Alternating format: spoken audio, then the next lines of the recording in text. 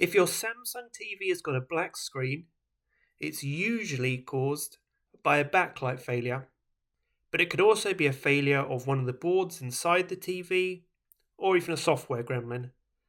So in this video, I'm going to cover all of the fixes for your Samsung TV's black screen, from simplest to most complex, and this will cover all situations like where your TV is not responding at all, or where you're getting a flashing light on your TV and your screen is appearing to power up but you're not getting any signal, or if your TV is coming on and then the screen is going black after a few seconds.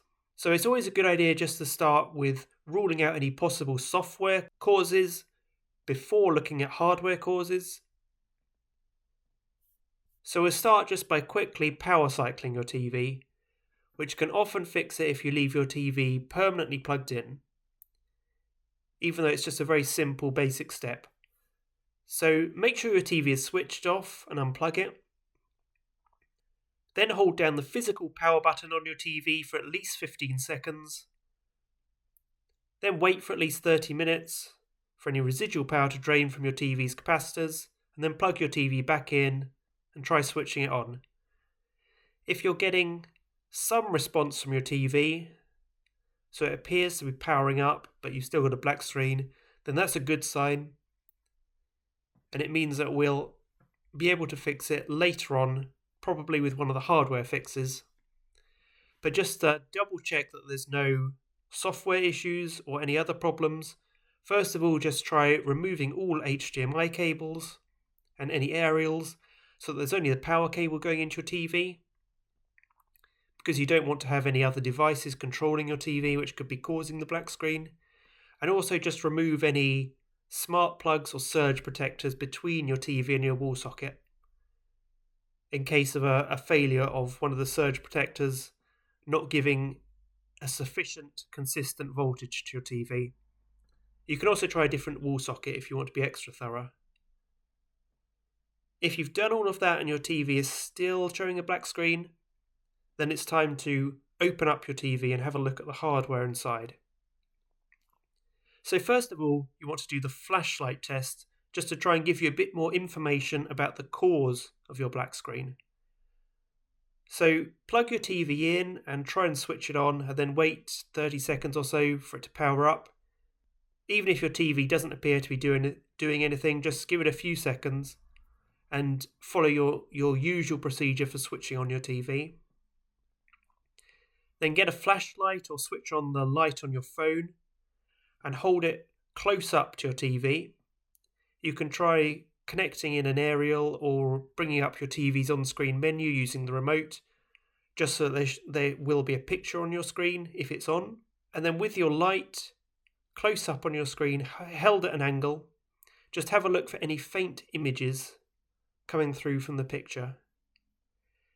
If you can see faint images, but it's very dark, then that means that you've got either a backlight failure or a power board failure. It's most likely to be a backlight failure. If your backlight is powering up, so your screen is glowing, but it's black, and you don't have any faint images, then you probably either have a mainboard or a T-Con failure. And if you don't have any response at all from your TV and nothing seems to be happening, then you most likely have a power board failure. So with that information, we can now open up your TV.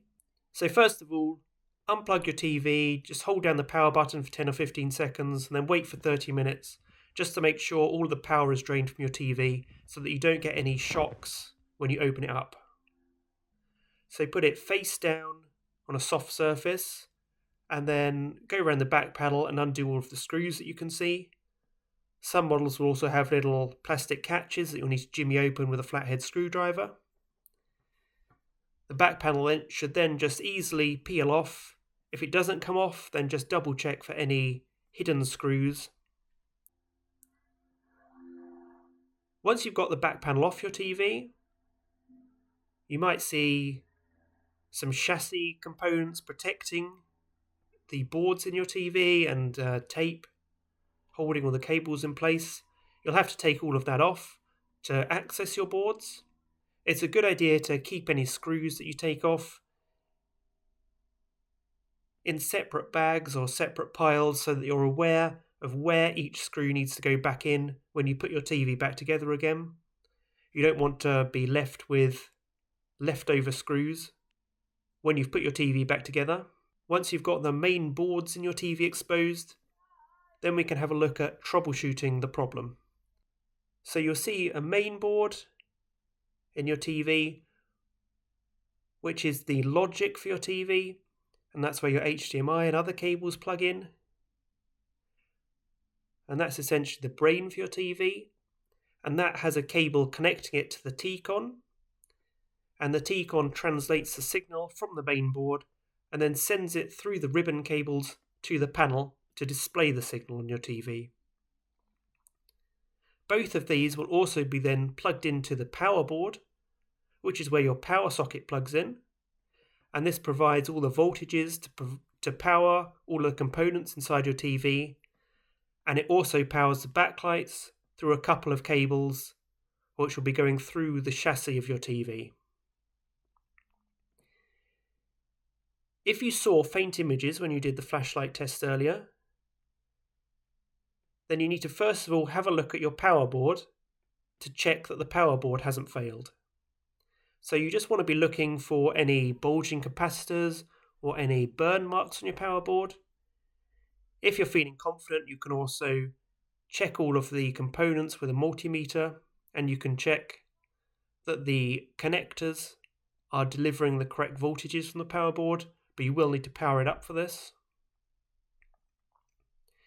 You also just want to make sure that all of the cables connecting the power board, particularly to the backlight, are clean and that there's no damage to any of them. If you do see any damage to the power board itself, then you can easily just replace it by looking up the model number printed on the power board on eBay and just buy a new one for about $30 or so. So if your TV is not working at all and you had no response from it, then it's probably the power board that needs replacing, although you need to use a multimeter just to confirm that. If you saw faint images when you did the flashlight test earlier and the power board looks fine, then it's probably a backlight failure. So to look at the backlights, you'll need to remove all of the boards and then remove the chassis protecting the screen. There's probably going to be some screws and lots of plastic clips holding it together, which you'll need to jimmy open. The screen itself is very thin and fragile, so make sure you carefully carry it, balancing the weight, and you put it on a soft surface so that it doesn't crack. Once you've got the screen removed, you can then remove the backlight diffuser panels, and you'll have access to the backlights themselves. You can test the backlights using a backlight tester, or if you're feeling confident, you can power up your TV and see if they come on. Or a simple way to test your backlights is just to get a standard 9-volt battery or a household battery, a couple of pieces of wire on each terminal of the battery, and make a complete circuit by powering each LED individually and seeing if the LED lights up when powered by the battery.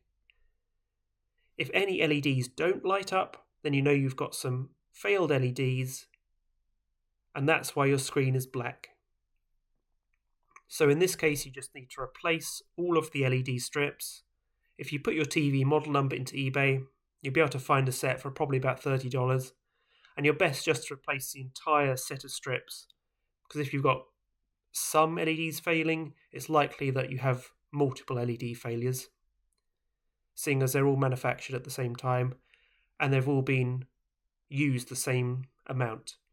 If you want to prolong the life of your LEDs in future, then just turn your backlight brightness down in your TV settings, because they often fail just from excess heat and they'll burn out eventually.